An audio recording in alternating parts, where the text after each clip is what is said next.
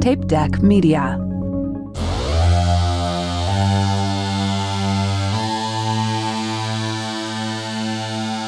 See you at the party, Richter! Hello, and welcome to See You at the Potty Richter. My name is Chris Chapman, and with me, as always, is my co-host Aaron Frescus. Hello. And with me, as occasionally, is guest co-host Erica Shasky. Hello. And today we are going to continue talking about the production of Arnold's 1976 Southern Vehicle? Stay Hungry? What's a Southern Vehicle? Is that like it's like the General Lee, I think. Essentially. 1976 General Lee? I was trying to think of another Southern Vehicle. It just like a Beverly Hillbillies, like a fucking jalopy? Like, yeah. No, like, I mean, you say Southern, the first thing that comes to mind is like Gone with the Wind. So a horse? He's talking about a Southern Vehicle. Oh, yeah. Covered wagon. Covered wagon? Sure. Yeah, okay. That's Oregon. Yeah. I think Oregon Trail. Yeah. But Oregon Trail's north, isn't it? Or did they start in this? I don't remember where they started, actually. I don't know. That's like, I think it was like Little House on the Prairie. Yeah. Where did Little House on the Prairie take place? The Prairie, dumbass. I think they move around. Yeah. Yeah. Also, Joe's still... you said it the last episode, and we're just continuing He's still where he is. He'll be back. He'll be back for the summary. He's definitely alive. Yeah.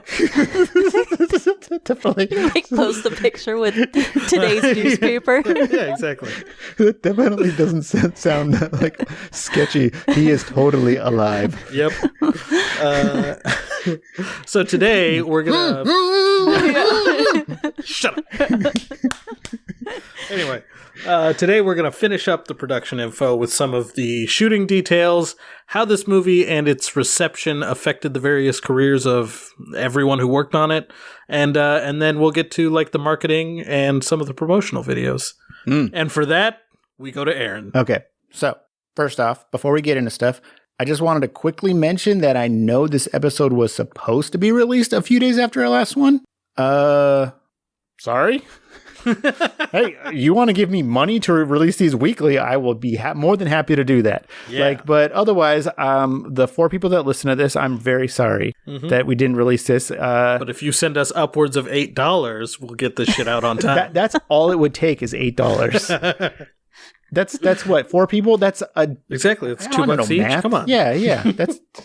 I'd probably even do it for $5. I'll give you $5 if you release this tomorrow. That's fine. Yeah, if you can pull together $5 yeah. 4 of you. Also, I kind of just thought of a pretty not good joke of how we should have introduced Erica. She's here to make sure there aren't any fouls on the field. I don't know. She's here to make sure I don't fuck anything up because I didn't completely read the Sally Field book. What? Yeah, no fouls on the field. Jesus Christ. Wow. I didn't say it was good. That's why, you got to workshop stuff. That took way too long for me to even understand. I mean, that was the first attempt. Okay, so moving on to the actual production. And just a heads up that there wasn't a whole lot I could find about the actual filming of the movie. Yeah, I can imagine. Yeah. This is not a well-remembered movie. Yes, exactly. So filming began April 28th, 1975 in Birmingham, Alabama, with Arnold stating in his book that production lasted 3 months, but then Sally Field saying in hers that she was there for 7 weeks. So filming lasted anywhere between 7 and 12 weeks. Like maybe she left after she was done. Yeah, I guess. Or maybe. just, I don't know. I would say that seems really quick for a movie, but it's 7 not weeks? like... What is that? That's a almost 2 months, not quite 2 months. I have no idea. Yeah. Sure. I don't know. So for a movie like this, I feel like 7 weeks, like that doesn't have a ton of that's what I was special gonna effects say. or anything like that. Yeah. Yeah.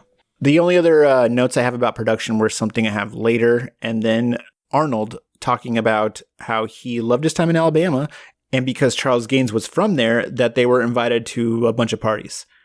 He also praised Sally Field, saying that she was a kick-ass, like, this is me paraphrasing, but she was a kick-ass actress and fun to be around, and, quote, all bubbly and full of energy, and that Jeff Bridges was, quote, very low-key, a little bit of a hippie, into playing his guitar, and a comfortable person to hang out with, and very, very patient. That's good. Yeah. He also said that he was super grateful to them for helping him learn the ropes of acting, and that Bob Rafelson was so happy with his performance that he eventually stopped checking his weight. Jesus. Yeah. The one thing I want to mention real quick that we'll cover whenever we decide to redo the Pumping Iron episode is that he was, during filming, he was visited by George Butler, who finally had the funding for Pumping Iron. Mm. Yeah. Unfortunately, this ends up being a problem due to Arnold having both retired and cut weight for the Stay Hungry role. But we'll get into that in a different episode. Just wanted to mention here as well. How old is he at this point that he's retired? This was 76. That's going to help me. I don't know. If he was 40, he was 40 in Terminator. He was 40 in Terminator, and that was 84. 84? 84. So, so he's in his 30s. So he was basically early 30s. Okay, so before we wrap up filming, apparently one of the last things I have was that during a break from filming, Bob Rafelson took Sally Field, Jeff Bridges, and Arnold Schwarzenegger to see Jaws. And then afterwards told them that, quote, "This is the death of the movie you're in right now." Which it has a plot? I have so much fucking so many problems with this. This is mentioned pretentious dipshit. Yes. But this is mentioned in multiple, Robert Englund, who's in the movie. He's just a supporting character in the movie. He works at the gym, right? Mm-hmm. Yeah. Yep. I read a couple interviews with him. One of them, they're both really good because he's been in the industry so long, and he's on, I really like him in this movie. Yeah. But he's got a ton of stories. Yeah. But he's talking about the 70s and being in the movie, and then the whole 70s culture and the way just what we were talking about earlier, the movies, which he called, he's like, "I consider myself very privileged to have participated in my own little way in that magical moment of American cinema, the Great Golden Renaissance." And I get, like I said before, I get why people they refer to that because they're coming out of the 60s and all that shit. But sure. I also am very plot driven, apparently. I like story in my, but the interviewer asks, "In your mind, what brought about the end of this magical moment?" He says, and it's been said by more than him, but a combination of things: the success of Jaws created the summer blockbuster phenomenon. Mm-hmm. Everybody wants a blockbuster. And then Dennis Hopper made a movie that fucking bombed. Universal put a ton of movie into it. Or, ton of money into it. But he said it hurt the credibility of auteurs. And there was a bunch of factors, but it's so fucking weird. And I was talking to Eric about this the other night. In a lot of the Bob Rafelson interviews is them pointing out that the blockbuster, mainly Jaws, that it created the summer blockbuster, and they credit it with ruining the end of this era. Got it. The studio stopped making these movies after the summer blockbuster. Everyone wanted those. The problem with it that I have is they're complaining about it, but that movie's actually fucking good. What, Jaws? Yes. Yeah. I would be okay with them complaining about it if it was Star Wars, because Star Wars sucks. It's fine, but it's a fucking kids movie. Yeah, it is. I get that complaint with Star Wars. I told Erica I get that complaint with Marvel movies. Yeah, but not with fucking Jaws. I don't know. I just got very defensive of that. I take issue with the idea that it somehow ended the auteur movement. Yeah, and on top of that, to blame Jaws for the industry changing is fucking stupid. Because who's making the decisions about what movies get made? The studio executives. Yeah. The reason they're chasing the blockbuster is because they want to make more money. It was never about the art for them. It's just the studio executives were always money-grubbing pieces of shit. Yeah, exactly. To come out of Jaws and be like, well, this movie is going to ruin cinema. Fuck you. I hate any time anybody says shit like that. No, fuck you. The thing that's bringing down the system and the art form is fucking the studio executives. It always has been. It always will be. Yes. And that wasn't mentioned in Arnold's thing, and Sally Field didn't mention that either. So yeah, I mean, obviously that's what Schwarzenegger would go on to do, is just make blockbusters, and not even blockbusters of the caliber of Jaws. Yeah. So he's like, "Oh, you think?" Yeah. He came out of that "Oh, damn, you're right. I should ride this gravy train." Okay. So anyway, skipping forward, I have one quick post-production note with Bob Rafelson saying in 2019. In an interview with AspenTimes.com that he did a locals only screening in Aspen after he finished the first edit of the film, which he also edited in Aspen. I'm pretty sure that he lived there. But yeah, so he wasn't really able to get proper feedback after the screening due to someone passing out LSD to the audience. Yeah, which I just thought was a great, little story, a little tidbit. So Stay Hungry received James Cameron. Yeah, that's what I was thinking. Right? James Cameron. The same guy's like, I got Raffleson. Like he's like waiting for his next opportunity. It wasn't until Titanic. He's like, wait, what about this time if I get the crew? Oh. Yeah, exactly. So Stay Hungry received a limited release on April 23rd, 1976. It was also listed as being released on April 25th in New York City and then May 12th in LA. And I have no idea how much it made its opening weekend because even the paper where I found the box office stuff for The Villain hadn't started tracking box office numbers yet or like stats or whatever. Yeah. And man, I searched way too long. That's waste way too much time with the research. Like part of the reason I don't get this done is like I had to stop myself from because I kept finding more articles. I'm like, okay, well, I got to read this article now. Yeah. Anyway, so I like searched way too long through newspaper archives, which was interesting because they were like, oh, this is cool. It's like going back in time.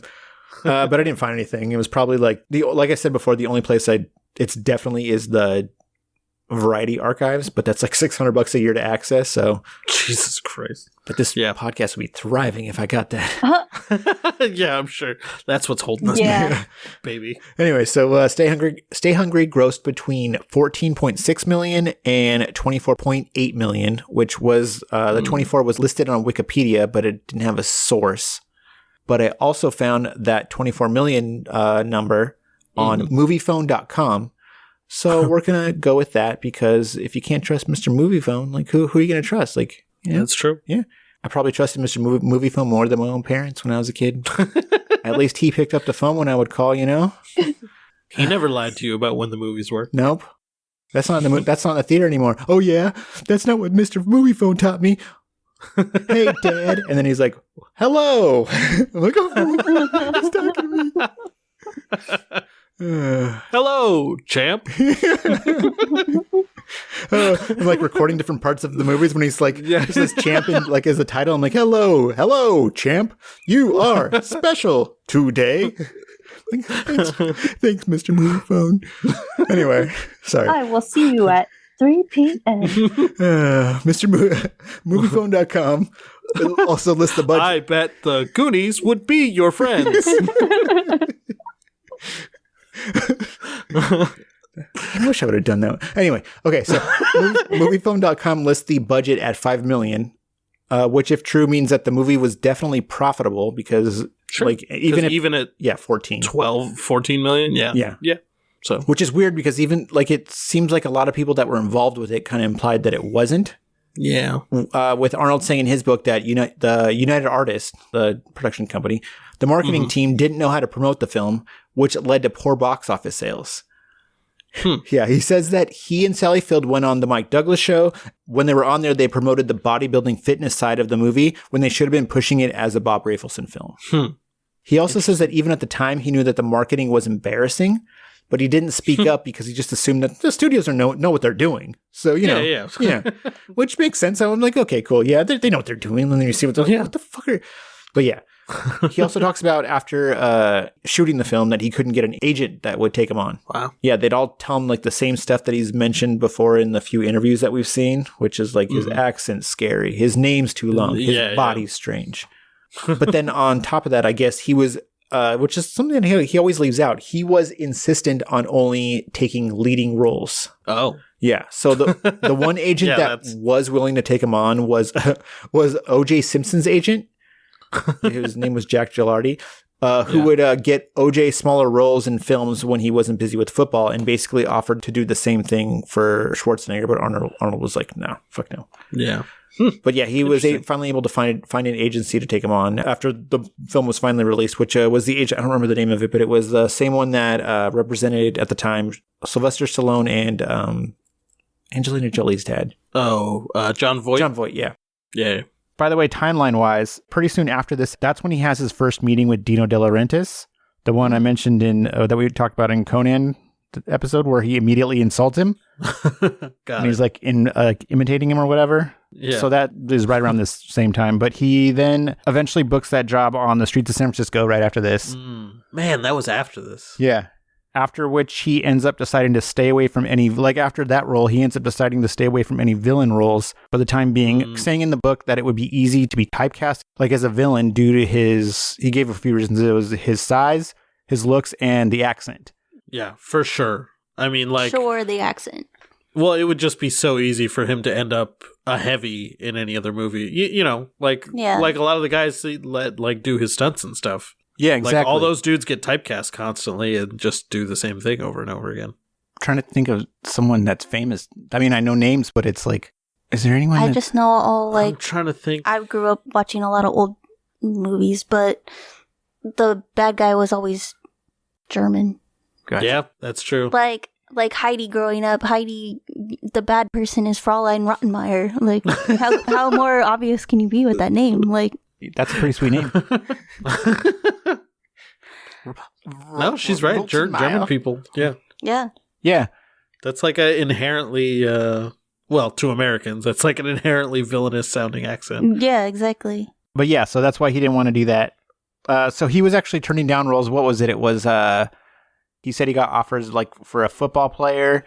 He mentioned a Nazi soldier or officer. Jesus. And then a few other things. I can't remember. Those are the two that I remember. I think a wrestler.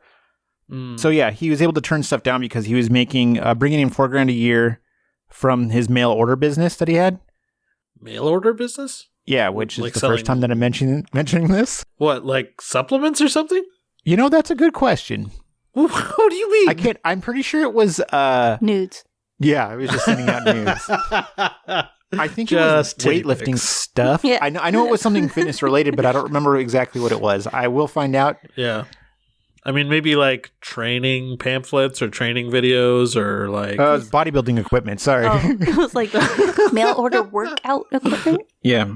Yeah. Like dumbbells? Yeah. Dumbbells, the stretchy rope, the stretchy things. What are those called? I don't Resistant bands? know. Yeah. No. Is it? Really? Yeah, resistance bands. Yeah. The ones where you go... Yeah. How do you work out? Jeez. Judgy. That's noises. Okay. Arnold was also nominated for a Golden Globe for Stay Hungry. Yeah. Really? I mean, that's not bad. Yeah. I don't know. Considering how, like... That seems shocking. He's in the movie less than I expect for somebody Yeah. who won an award, Yeah. I guess, is what I'm saying. Well, okay, so it Nominate. was for the best debut by a male actor category, which I guess is no longer Okay. Well, yeah. it's no longer a category. Really? Yeah. Yeah, it got Yeah. I think it was like 1982 was last year. Okay, well, that makes more sense. And that was Ben Kingsley. So that you know, he's in good company.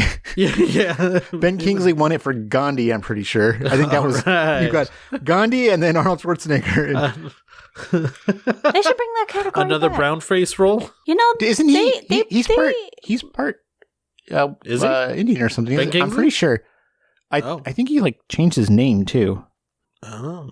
Well, now I don't have to be mad at him for the love guru either. He was born in Krishna Bonji. Oh. I don't know. His father. that's Yorkshire, England.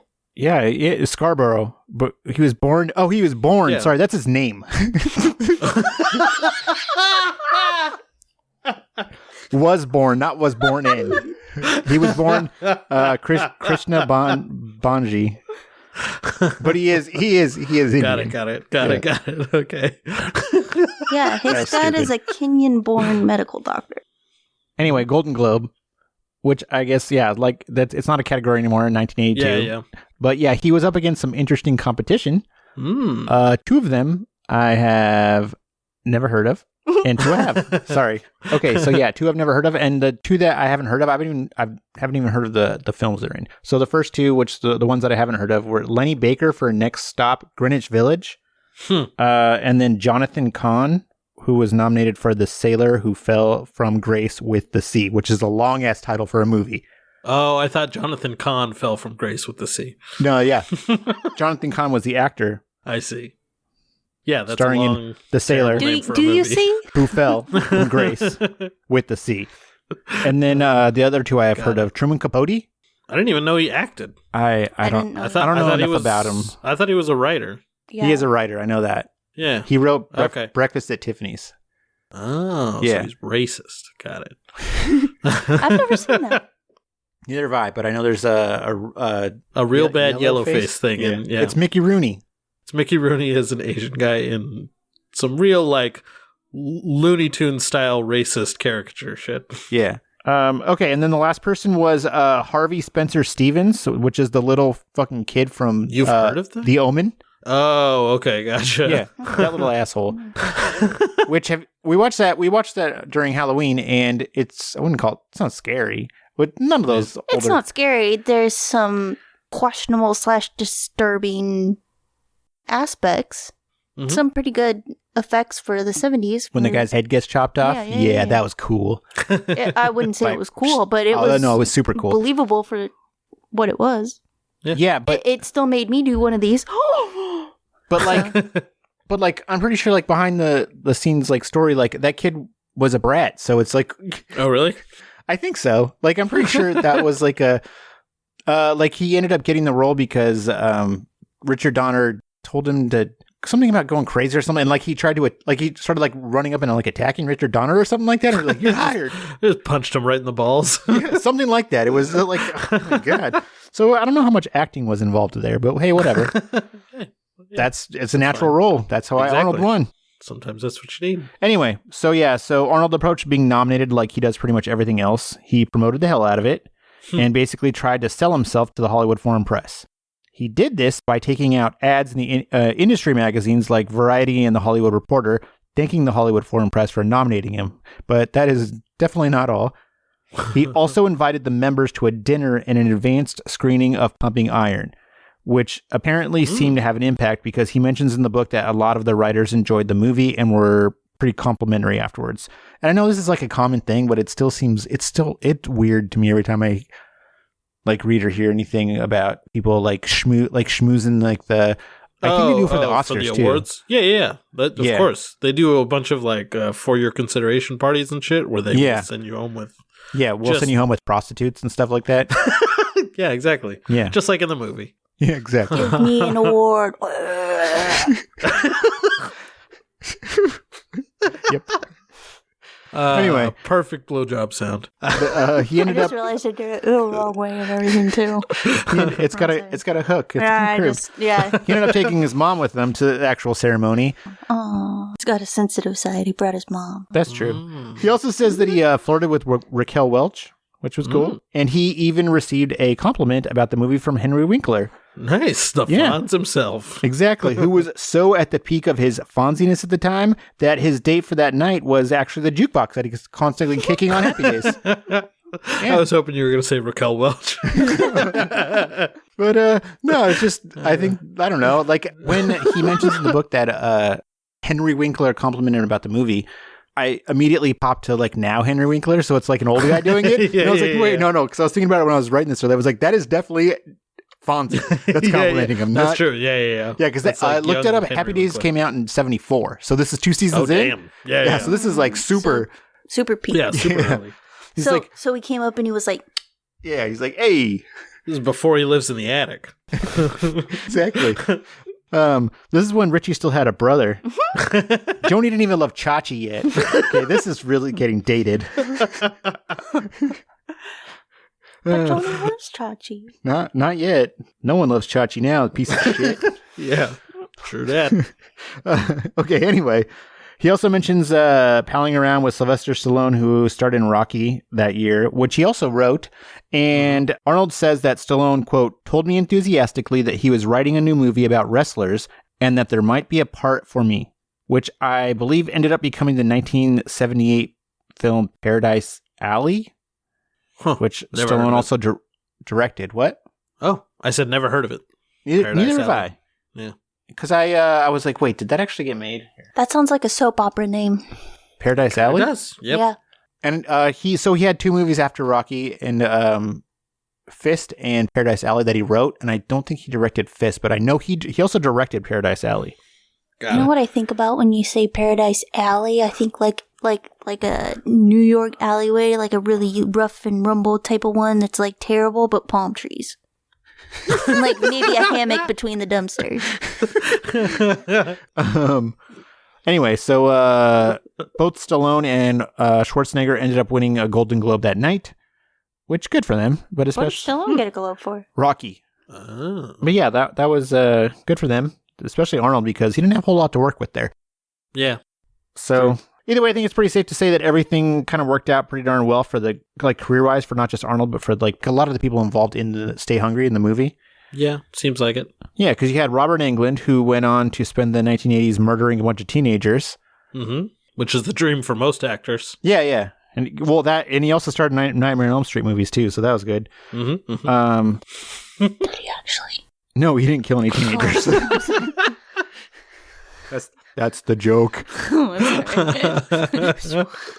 No. But he looks like okay, no. As far as then you got like Brett Gidges. Then you got Jeff Bridges and Sally Field, who both went on to do much bigger projects that same year that Stay Hungry was released, with Jeff Bridges starring alongside Jessica Lange and Charles Grodin, which, all right, good for him, in the 1975 King Kong remake. Haven't seen it, but I'm sure it was 75? Sorry, 1976. Okay. Sorry. Yes. With Jeff Bridges starring alongside Jessica Lange and Charles Grodin in the 1976 King Kong remake. Which is the one that like he's like in the poster he's like King Kong, not Jeff Bridges, is standing he's got 1 foot on each of he's standing on top of the Twin Towers. Like he's got 1 foot on each tower. I don't think I've seen that. Yeah. I haven't seen the movie, didn't but fall down. of course you didn't swat those planes away. There you go. An American piece of shit. That was actually produced by Arnold's tiny nemesis at the time, Dino De Laurentiis, so that's cool. Oh, yeah. God, he was everywhere. Yeah, he was. And then you got Sally Field starring in the 1976 TV miniseries Sybil, which was a huge role for her. And I believe she was actually able to audition for because it was being cast by the same gal who brought her in for Stay Hungry, Diane Crittenden. Yeah, so same casting director. Nice. Yeah. And then a year later, she did Smoking the Bandit, and I don't think we really need to do a career recap because she's fucking Sally Field. Like, yeah, exactly. Yeah. Fields. Sorry, she's fucking Sally Fields. The same thing I'd say would probably applies with Jeff Bridges. Everyone knows his career and how he pretty much turned in. He's like the dude in real life now. So yeah, exactly. Yeah. He's, from Tron, so. Yeah. He had a pretty lucrative 80s. Yeah, for sure. Starman, Tron, other stuff. I don't know. Disney stuff? No, Yeah, I think that was earlier. No, that's what I'm saying. Earlier, like Disney stuff. Oh, He's a yeah. Disney kid, Yeah, so because he's always is been he a in Disney? stuff. No, I think that's Kurt Russell. I get those two confused all the time. Like, Oh. I'm pretty sure that's Kurt Russell. That for was sure, like Kurt the- Russell Are was a those Disney two- kid. Why Yeah. are those two so interchangeable? because they look similar. Is it? Really, a very young, I wouldn't say they look too They don't similar look as too like adult similar. men, but a young Kurt Russell very much looks like Jeff Bridges did in this movie. Okay. Wait. Yeah. who's in Yeah, Surf's yeah, Up? you could Which definitely- one's in Surf's Up? That's Jeff Bridges. Okay, there you go. Definitely. He did work with Sally Field again a few years later in the 1982 romantic comedy Kiss Me Goodbye. Yeah, good for them. I hope it was funny this time. It sounds like a comedy, actually. Yeah, it says comedy, fantasy, romance. The ghost of a dead husband haunts his wife as she moves back to their house in New York. I'm going to watch that. Oh, She's it actually does say That's comedy, insane. fantasy, romance. Yeah. I was like, That's just dude. Ghost with a comedy, really? different cast. She's about to marry an Egyptologist there. in Egypt. Who's the ghost? James Caan looks like he's the ghost. So I'm assuming that Jeff Bridges is the Egyptologist. Mm-hmm. Okay. Jeff Bridges seems like the most unserious Egyptologist out there. Yeah. Yeah. That's He's like, fair. well, you got pyramids, man. And they were in they're just- sarcophagi. They're cool, man. Exactly. Oh, like they man, used to look at put his the brains beard, in man. there. And what else? Gosh, I don't know. Mummies, man. Anyway, so yeah, like I was saying, a lot of Stay Hungry's principal cast ended up doing pretty darn well for themselves career-wise. However, the same cannot be said about director Bob Rafelson, who would eventually experience some major setbacks career-wise which were mostly due to his own dumbfuck actions on account of him being both a shitty person and kind of a hothead. Yeah. And by the way, just throwing this out there, because I know I've been shitting on him the whole time. I know I haven't been too kind to Bob Rafelson up to this point, but it's mostly because one of the first things I found out when I began researching this movie pretty much made me dislike him from the start. Which is understandable. Yeah, and it only got worse when I started reading more about him and finding all these other stuff, like all this stuff to just him being kind of a crap egg. Yeah. It's weird that there just kept being more shitty things to find. Yeah. Odd. It wasn't a one-time incident? Yeah, but I'm just saying he's a multifaceted asshole. He's not an asshole in just one way. But yeah, so the thing that I found to start, the Wikipedia page for Stay Hungry is very small, but one of the things they definitely have on there is an interaction that happened with Sally Field. So apparently, he allegedly had an affair with Sally Field during production, which, it happens. Yeah. He was married, but again, whatever. Hollywood, they do whatever. Yeah. But the way the whole thing came about and just happened and everything is just super gross and just pretty much cemented me like, oh, fuck this guy. Yeah. And then reading the other book, the book about all the crazy shit in the 70s. Oh, yeah. Anyway, and just a heads up that the next few minutes contain details about their affair, as well as include discussions of sexual misconduct. So if you prefer to skip that, just fast forward to the next 6 minutes and about 20 seconds, and it'll get you to the next section. But yeah, so as far as how Bob Rafelson became involved with Sally Field, it actually kind of goes back to when she was auditioning for the movie, which we mostly covered in the last episode. But if you guys can actually remember that far back, we talked about how Bob Rafelson was supposedly a complete dickbag from pretty much the moment Sally Field arrived for that first audition, with him first throwing a tantrum because he didn't want to audition her, and then about a week later calling her up to invite her back for a second audition, but doing it in the most condescendingly dickheadish way possible. Yeah. So she does her second audition. It goes well. But she says a couple of days later that Bob Rafelson called her again, this time telling her that he was having hesitations about hiring her because he didn't like the fact that he'd be hiring the flying nun. So, such a fucking asshole. He was probably trying to get her to fucking quit. To not audition. Because after telling her, you were easily the best actress of the 5, but it's surprising. You don't look like what I want to. Yeah, surprisingly, but you don't look like who I want to cast. But anyway, I'll see you for a second audition anyway, and then that audition presumably goes well, and then he still is like, I still don't want to cast you. I don't know. Such a fucking dickhead. That makes sense with what happens next. Because he allegedly asked if she'd come to his house for one more meeting before he left for Birmingham the following morning. Jesus Christ. Yeah, which she does. Yeah. But so she says they ended up in his room, and eventually he supposedly tells her to take her shirt off because, there's a nude scene in the film, and how else is he going to know how to shoot that scene unless he sees her boobs? Which is what she says that he actually, his actual reason that he gave. The dumbest fucking reason I've ever heard. Yeah. So he then asks her to, quote, go to the closet and use whatever scarves and shirts I could find to play dress up. And she does that, and the meeting ends with Bob Rafelson supposedly telling her that she's got the part, but only if she kisses him. Because, you can't hire anyone who's not a good kisser. By the way, everything that allegedly took place at Bob Rafelson's house was only revealed 6 years ago with the release of Sally Field's autobiography in 2018. Yeah. Bob Rafelson denied it because, of course. Sure. Saying that he never had anyone kiss him for a part and calling it totally untrue, which, okay, sure, dude. First of all, I won't go into some of the shitty, unwanted advances that are mentioned in the Easy Rider Raging Bulls book, mostly because of how often, I read that some of the events in the book were either exaggerated or outright lies, but whatever. Okay, so we'll not go by that because there's, some stuff where I'm like, fuck this dude. Yeah. But even without that, she has no reason to lie about that. Exactly. That's my first thought. Yeah. She has had such a successful career. More so than him. So, insanely more so than him. Why in the fuck would she... Yeah. What possible benefit could there be to lying about it now? I don't know. To bringing up a director that nobody even fucking remembers anymore. Yeah. Why the fuck would she do that? Yeah. What possible... Yeah. And it's not like Bob Rafelson comes off as some super chill dude that, has a ton of respect for women. So it's not like he'd be exactly. It might not be true. He's usually pretty cool. What? I can't believe that. Yeah. Because even Arnold said in his book that when Rafelson hired Sally Field, he tried to use it as a teaching moment, saying, quote, "You see, I've been auditioning all these girls, and the one who is actually the best is the Flying Nun." I mean, Arnold didn't know what the hell he was talking about because he'd never heard of the Flying Nun before. But like once Rafelson explained it, he was like, "Oh, okay, I got it." But then he like spews out some more garbage by telling Arnold that everybody thinks that they know what a girl has to do to get the part, that you get the part by banging the director. And then says, quote, "There are girls with big tits and great hair and great bodies who came in and offered that to me.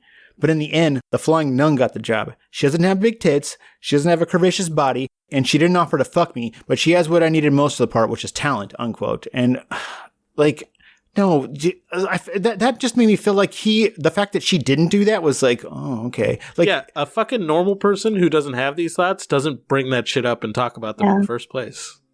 Like, that's not a thing you feel the need to bring up in conversation if it's not a thing you think about regularly. Yeah, which again, this is allegedly because it's in two people that aren't him's autobiographies, but I don't know. That gross audition wasn't even the end of it, because she also said that she ended up having an affair with Rafelson during production, which she said she had a hard time with due to Rafelson behaving differently behind closed doors versus when they were on set, where he would demean her in like shitty little ways, like constantly telling her just to be sexier. And then one time even stopping filming and having everyone on set vote as to whether or not they thought she was sexy. Jesus. Yeah. Jesus. His wife actually ended up leaving him during production with that book saying that it was because she found out about, he'd been cheating on her for a while, apparently, according to the book and whoever. But I think she found out about Sally, like the stuff with Sally Field, because she worked on the movie. She was a production designer, I believe I said. Jesus. Yeah. Yeah. His wife's name was Toby, by the way. And I like, guess it was not Tobey. Sorry. That's no, sorry. When I read that she left him, my first thought was like when she found out about the affair, she was just like, the whole time. stupid. We need to leave. I need to leave. We have to go. We have to go now. We're leaving. Seriously, that was seriously the first thing. I thought of that, and then I was like, I gotta write that down, and then forgot it. Anyway, you know what? Nobody's gonna get that. I'm sure somebody will get it. So, in all seriousness, like joking aside, because yeah. In addition to learning about this and all the other gross, like, and/or asshole shit that Bob Rafelson allegedly did, I also came across one of the reasons why not too many people outside of the film community really know about him career-wise, if they've even heard of him at all. Yeah. And I'm sure it won't really come as a surprise to either of you that it's a result of him once again acting like a completely irrational asshole. Yeah. Yeah. So apparently he was supposed to direct a 1980 film called Brubaker, which starred Robert Redford and was produced by Fox Studios, who I guess had promised him complete control and no studio interference. Sounds like a sweet deal. Yeah. Except for the fact that like about 9 days into the production, or not even that, an executive named Richard Berger, or Dick Berger, if you will, I was going to say Joe would have a field day with that one. showed up to set and demanded to meet a meeting with Bob Rafelson. Rafelson asked why. Dick Berger said, anyway, he said, quote, "It's about your career." And Rafelson allegedly responded by hitting him over the head with an ashtray. An ashtray? Yeah, an ashtray. Jesus Christ. Yeah. So this comes from the Esquire. It's like a 2019 Esquire article, and it's a profile of him. So like he's being interviewed for it. But Of Rafelson? yes, because dude, I'm telling you, like if you are in film school, your dick is so hard for this guy. I don't get it, but I'm pretty stupid. Yeah. So No hey, idea. there's no rude. Well, don't be so stupid. I don't know what to tell you. But yeah, so according to that profile that they were doing, they're basically talking about his career, and that's part of it because he was supposed to direct this movie. Yeah. And so basically what happened is the guy came to set, he started like questioning the cast, asking a bunch of questions, and then started watching the dailies. And then after that, told Bob Rafelson that he wants to have a meeting with him. And Bob Rafelson asked why. He said, it's about your career. And Bob Rafelson said that he responded with, what about my career? And kind of like stepped forward and like kind of like shoved him a little bit. That's what he said. And then it's basically like, according to Rafelson, according to Dick Berger, he hit him with the fucking ashtray in the head. Jesus Christ. Yes. Which again, that's a big lie. If it is, yeah, that's true. That's a hell of a thing to lie about if you're gonna potato. Yeah, like, potato. But like, also, that's a very easy thing to prove too. You're like, look at my fucking head. Yeah, because that's my first thought is like I know Hollywood is kind of fucked up in that like if you're famous enough you can get away with shit, but how do you physically assault somebody like that? Not if you fucking attack an executive. Exactly. How do you physically assault somebody of that like standing and get away with it? Come on, man. You need to understand. That's what PAs are for. I know, exactly. Yeah. Anyway, so so he hit him in the fucking head, supposedly, allegedly. And ashtrays back then were glass. It was the 70s. Right. Yeah, exactly. Yeah, like I'm thinking your quintessential like one you would see at, well, not my grandma's house, but my aunt's house. I mean, I don't know. Maybe he trying to give him his cigarette back, and you know.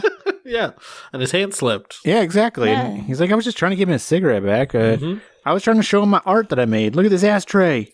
Shoved in his face. You can't fire me. Look at this ashtray. Anyway, for some reason they did fire him, which, come on. Really? Fucking Trauma queens. goddamn PC studio. Exactly. Like, come on. 9 days in, he got fired. With Rafelson claiming he was then basically blackballed in the film industry. Boo-hoo. Yeah, I know. Weird. So yeah, he was Fucking blackballed in the Jesus. film industry. Like, even though he did direct the 1981 Jack Nicholson film, The Postman Always Rings Twice. Mm. And he has a few more films past that, but it kind of looks like his career never really seemed to recover after that whole ashtray incident. You can't hit Dick Berger with an ashtray, is basically what I'm trying to say.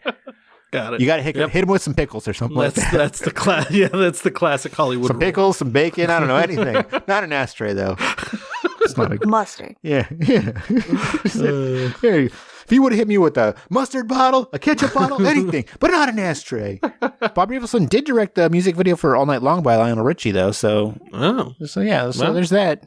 Is it the Lionel Richard video? Lionel Richard? Lionel Richard. Never mind. Why do I talk? Okay, so that's it for the production stuff. You ready to check out some of that non-existent promo material? Hell yeah. All right. I couldn't really find anything for this movie, so I have a few random clips for you guys instead. Surprising. Yeah. Actually, that's sort of not true because this first one does have to do with the movie. It's from a 2010 Oscar roundup hosted by Newsweek, and they've got a pretty prominent group of actors involved. You've got Sandra Bullock, Woody Harrelson, Gabri Sidibe, the actress that plays Precious, like from the movie Precious. Oh, okay, gotcha. I think that's Gabori. I don't know how to say it. I can't remember. She's also in Tower Heist too. You know what I'm talking about? Yeah. Okay. Carrie Mulligan, who I know is an actress. I know who that is. God, I know the name, but I just can't remember. She's in Pride and Prejudice, and she in 2010 she was in like a European type of film. I don't remember what it was called. Something with a P. I know she's been in like one thing that I. She was in Great Gatsby because she plays like the main. Daisy. Daisy. Yeah, but I looked through her credits and I didn't notice her. I did nothing. I know who she is. Okay. Anyway. Oh yeah. So Carrie Mulligan, and then the last fucking Morgan Freeman's in there too. So yeah, it's a good little panel or whatever. Jeff Bridges is also part of it. Got it. And yeah, so host David Anson asks him about working with Arnold in Stay Hungry, and Jeff Bridges tells him about a very interesting sequence that they filmed that ended up getting cut from the movie. Made a movie a long time ago called Stay Hungry, and I think it was the first time that Arnold Schwarzenegger was in a movie. Oh yeah, very good. Playing a bodybuilder. Oh, he was so good in that. It was great. I got to watch The Predator again the other day. Oh, right. Yeah, and the shot of Arnold walking through the jungle holding with one hand his 50 caliber machine gun, and the whole focus of the shot was on his bicep. I realized this whole thing was about his bicep. Walking through the jungle holding the thing. I mean, I don't know. A story popped in my mind, and you might want to delete this, but I feel like I want to tell it to you guys. Probably the funniest thing that's ever happened to me in a movie happened to me in that movie. we're doing this scene, and the premise of the movie, just real quick, is, and it's Sally Field's first movie, I think. Oh, really? And Sally was Arnold's girlfriend, and now I'm a rich guy, and I'm kind of taking Sally away. But Arnold is playing this bodybuilder who's also a fiddle player and also very spiritual. What a great, and he's kicking tiny in this part, man. Now, and he's also training. He's also helping my character train, and it's the scene. Basically, the scene is me saying, "Hey, I'm sorry, I'm taking your girl," and he's saying, "No problem, right?" Now, can I get up just to show this for a second? Yeah, I know you can. And so the camera is about where this camera is, and the exercise that we're doing, I'm like this, and over a thing like this, and the camera's like this. Arnold is sitting on my back with his legs hanging like this. And we shoot this scene. Now we go see Daly's, and I had no idea that this was what the camera was seeing. What it looks like, you can imagine, it looks like my legs are his legs are my legs. We're doing toe raising. And it looks like he's standing in my legs. He's got me lifted up, and he's just giving it to me, saying, "Don't worry about the dude." And I saw that. I could not believe it. And then he gets off and and they cut it out. It's not in the movie. The whole homosexual bodybuilding thing and everything in one shot is just like, oh man, oh, it's so incredible. Okay, that's that clip. Yeah, just like first of all, the look on Gabby.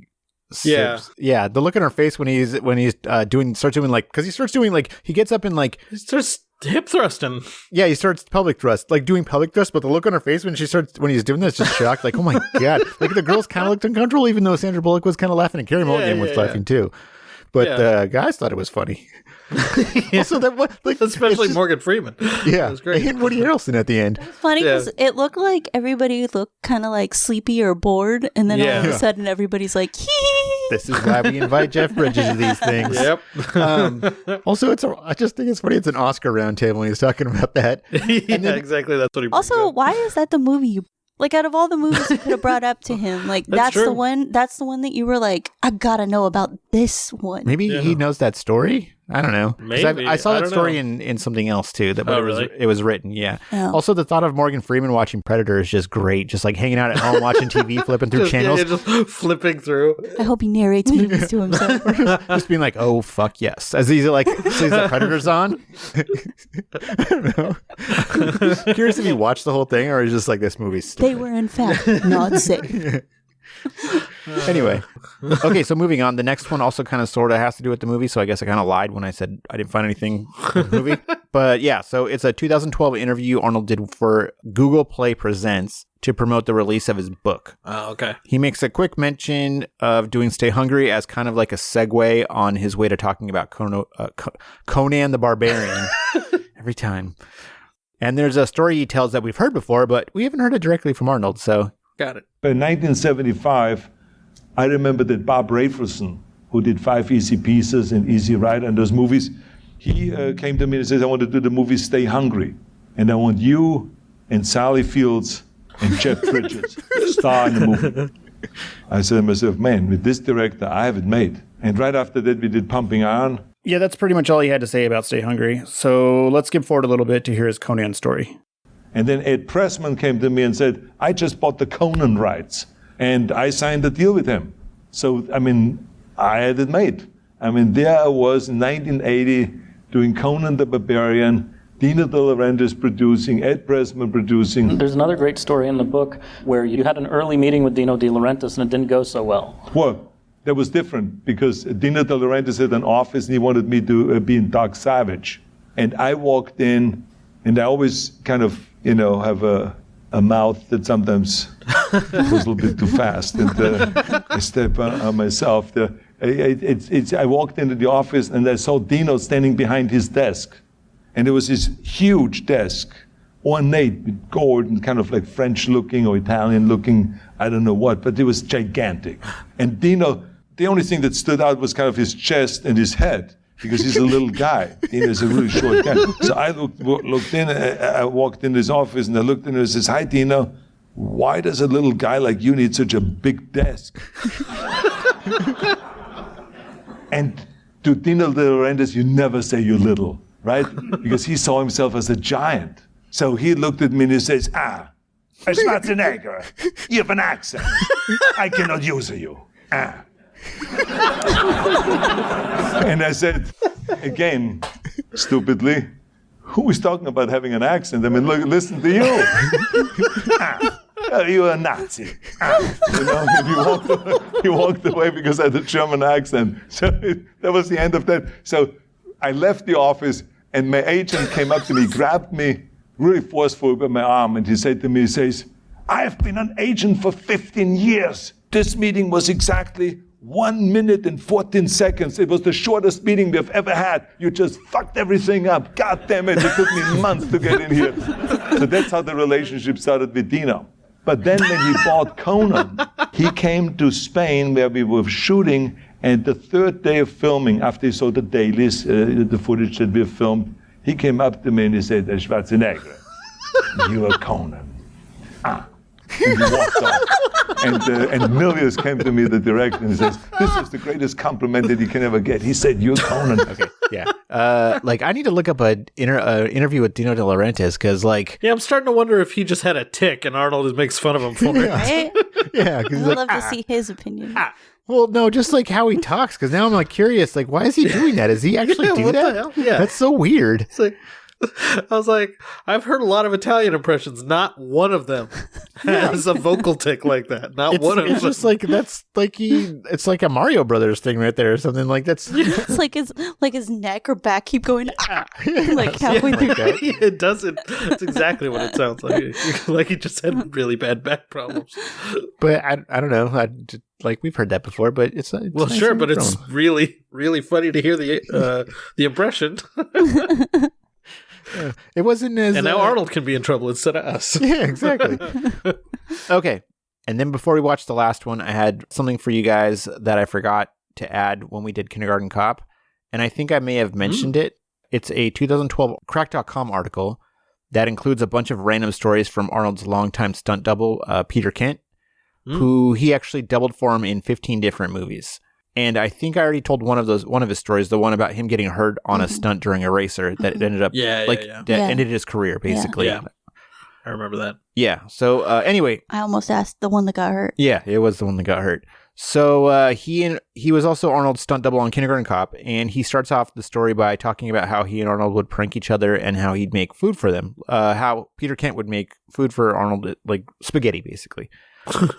And I have a quote from the article here, but there's a funny little part right before he starts talking about Kindergarten Cop that I wanted to start off with because it made me laugh. But anyway, he says, quote, I often made the guy spaghetti when I visited his house, where we'd look at scripts together. We'd hang out on the grass, the choppers would arrive, paparazzi leaning out. And Arnold would be like, get down, we have to go inside. They want the tribe to nab photos of me in my bathing suit. I don't know why that was funny to me. It's like, because now I'm just picturing him in his bathing suit eating spaghetti. He continues by saying, when we were working on Kindergarten Cop, he was playing opposite Penelope Ann Miller, who was a bit of a pain to deal with. Anyway, It was her first real movie, but she was ordering people around, especially the stunt guys. So knowing the two had a scene together in a small confined space for a long time, I made some spaghetti sauce for Arnold. I juiced up broccoli and Brussels sprouts and cauliflower and anything that gives you gas, and I poured it into the sauce and gave it to him for lunch.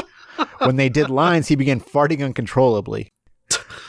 Penelope complained to the director, saying, and this is him quoting her, I can't work with this. It's horrific and it stinks. He just won't stop. And then he finishes by saying, Arnold came up to me and grabbed me by the shoulders and said, Peter, oh no, what have you done to me? He's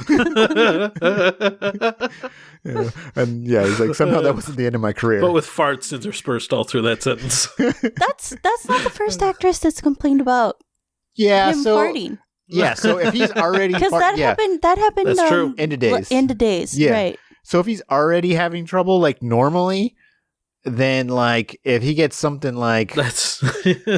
like someone gassing him? Gassy. It's got to be bad.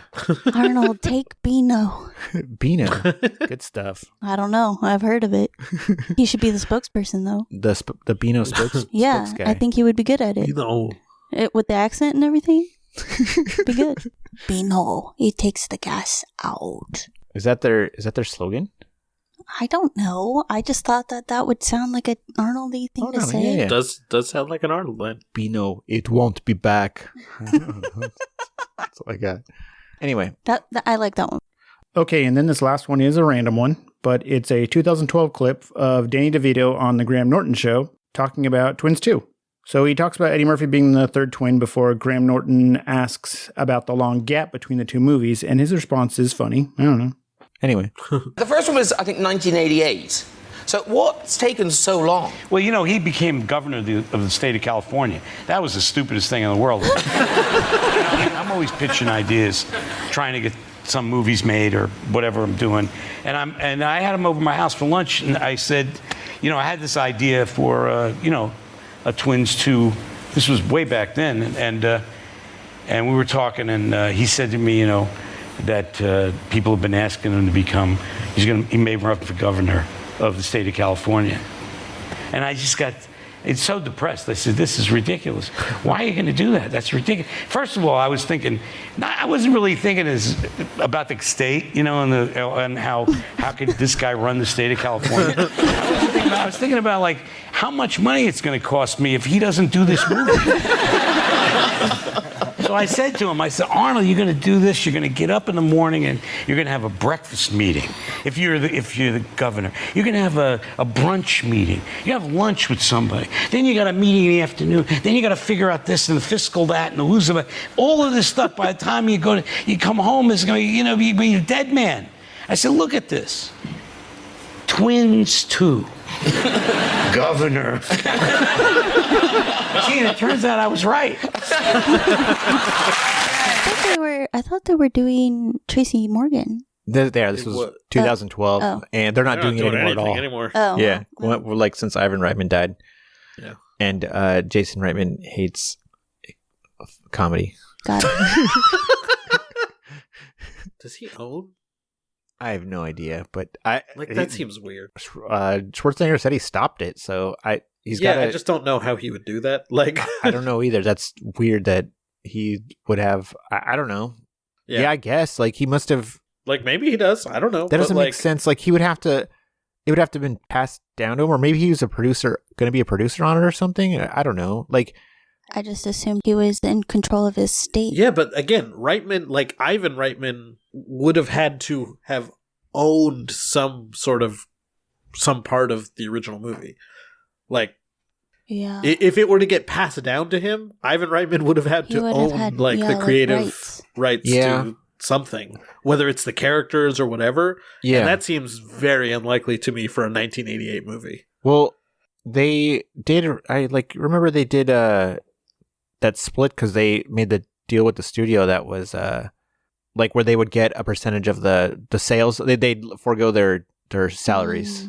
Sure, that doesn't usually. But that's different. That doesn't usually include creative rights. Yeah, that doesn't usually include. I don't know, kind of thing. But Arnold Schwarzenegger blamed it on Jason Reitman. So I don't know. Yeah, maybe he just was pissed because he caught him kissing when he was supposed to be like stupid. It was a fire. There was a fire alarm. There was a fire. Yeah, it wasn't even a drill. He should have been outside. That was a real fire. Yeah, he should have been outside. He shouldn't have been making out in that room with the girl. He should not have been doing that. Exactly. That was wrong. And Arnold yelled at him, but this is he's never really let it go since then. He's like, "What are you doing, you little idiot?" Oh, I thought you meant Jason Reitman never let it go. Like, man, I was going to get laid. That's sorry. I'm going the wrong way with it. Yeah. Yeah, it's like, son of a bitch. I'll never make a movie with that about to make cock-blocking motherfucker. Anyway, okay, so that's it for the promo stuff and for the production stuff. Cool. Yeah, so... Well, that's going to do it for this episode, so join us next time when we do the summary, I think. Yeah, the summary. Yeah, we're going to do the summary. One. Sure. Yeah, anyway, join us next time, and I guess there's really just one thing left to say. Yeah. See you at the party, Richter! If you enjoy our show, please consider giving us a positive review on Apple Podcasts or your podcast app of choice. You can follow us on Twitter and Instagram at The Potty Richter to make sure you never miss an episode. See You at the Potty Richter is a production of Tape Deck Media. Follow Tape Deck on Instagram at tapedeck_media, or look us up on Facebook for more hilarious podcasts. This has been a Tape Deck Media production. Thank you for listening.